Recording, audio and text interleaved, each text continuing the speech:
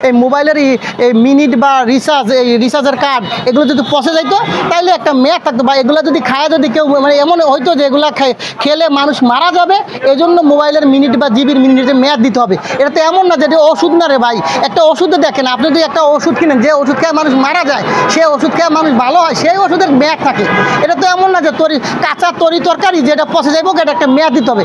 আমি মনে করি এটার মেয়াদের কোনো প্রশ্ন নাই, এটা আনলিমিটেড দিবেন, এটা আনলিমিটেড যা যখন খরচ করবো তখন তার মিনিট বা জিবির মেয়াদ যাবে, এটাই আমি বুঝি এবং এটাই হওয়া উচিত আমাদের জনগণের জন্য।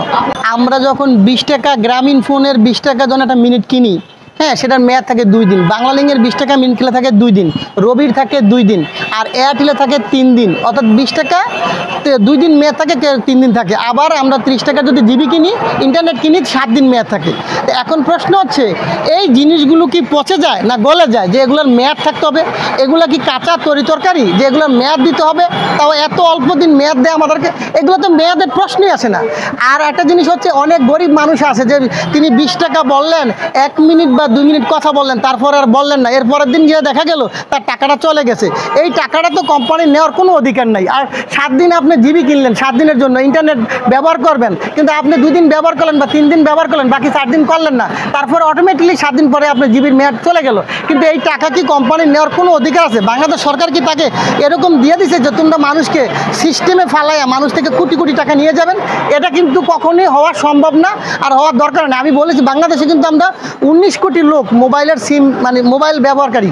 এই 19 কোটি লোকের থেকে যদি আপনারা ধরেন আমি 2 দিন বা 3 দিন ব্যবহার করে বাকি ব্যবহার করলাম না, তাহলে সিস্টেমের মাধ্যমে কিন্তু কোম্পানি কোটি কোটি টাকা আমাদের থেকে নিয়ে যাচ্ছে। এজন্য আমি মাননীয় মন্ত্রীকে সেদিন গণশুনানিতে বিটিআরসির গণশুনানিতে বলেছিলাম যে মানে সেদিনের পর থেকে এটা বন্ধ করে দেওয়া দরকার ছিল।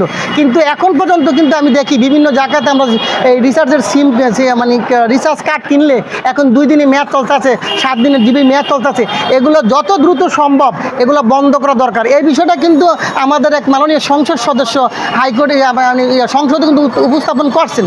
এই কোম্পানির বিরুদ্ধে, তারা এত বড় কোম্পানি, তাদের বিরুদ্ধে কিন্তু কথা বললে কোনো কেয়ার করতেছে না। আমি মনে করি বাংলাদেশে যারা সুশীল সমাজ আছেন বা হাইকোর্ট আছেন, মাননীয় হাইকোর্ট আছেন, আপনারা এই বিষয়টা দেখবেন যাতে আমাদের সাধারণ জনগণের একটি টাকা যেন এই বিদেশি কোম্পানিগুলো নিয়ে যেতে না পারে, সেই ব্যবস্থা অতি দ্রুত সম্ভব করবেন।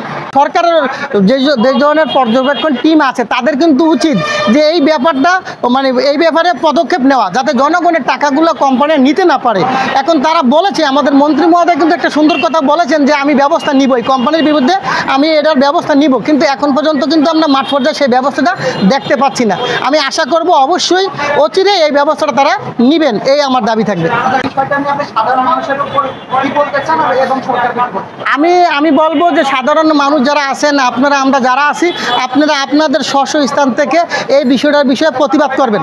ঘরে বসে কিন্তু আজকাল যে মিডিয়ার যুগ বা আপনার সোশ্যাল মিডিয়া আছে, আপনারা ঘরে বসে যদি প্রতিবাদ করেন অবশ্যই আমাদের সরকার দেখবে যে আর আমাদের সরকারের তেমন লাভ কি, যে কোম্পানি কোটি কোটি টাকা নিলে আমাদের সরকারের ফান্ডে এই টাকাটা আসতেছে না। যদি এমন হতো যে কোম্পানি কোটি কোটি টাকা জনগণ তো নিত, সেই টাকা সরকারি ফান্ডে জমা হইতো, তাইলে একটা বিষয় ছিল, কিন্তু তা তো হচ্ছে না। যেই টাকাটা কোম্পানি মানে সিস্টেমের মাধ্যমে নিয়ে যাচ্ছে, সেই টাকা কিন্তু কোম্পানির ভান্ডারে জমা হচ্ছে। অতএব আমি চাবো যে আমাদের দেশের টাকা কোম্পানি কেন নিবে রে ভাই? এটা সিস্টেমের মাধ্যমে কেন কোম্পানি নিবে, বিদেশি কোম্পানিগুলো কেন নিবে? এই জন্য আমি সেই প্রতিবাদটা করেছি সেখানে। আমার নাম হচ্ছে আমিনুল ইসলাম বুলু, আমি সভাপতি বাংলাদেশ মোবাইল ফোন রিসার্চ ব্যবসায়ী অ্যাসোসিয়েশন।